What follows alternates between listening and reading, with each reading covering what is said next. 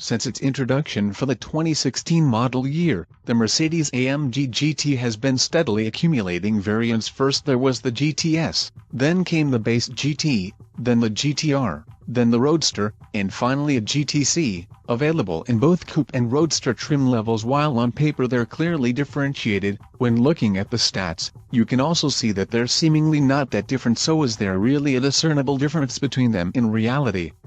After driving the range in Germany, we can comfortably say yes. We can also tell you that the GTC is the version you want.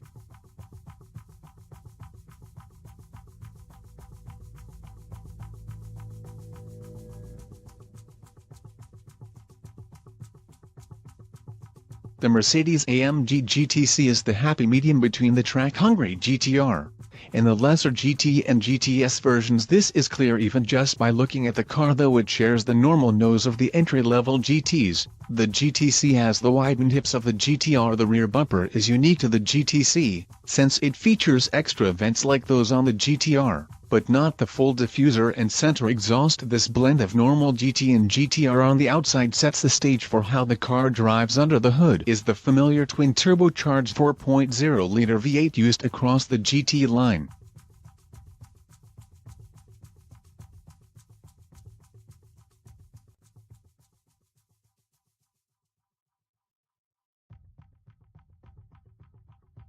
The GTC takes advantage of the GTR's bigger turbochargers to make 550 horsepower and 502 pound-feet of torque. That's nearly 80 more horsepower than the regular GT, and about 35 more than the GTS. It only makes for a difference of 0.2 of a second to get to 60 miles per hour between the normal GT and the GTC, but it's absolutely a difference you can feel, both for better and for worse. It pulls noticeably harder than a regular GT, but with the larger turbos, there's some noticeable lag when hitting the throttle. Still, that split-second pause is worth the extra shove.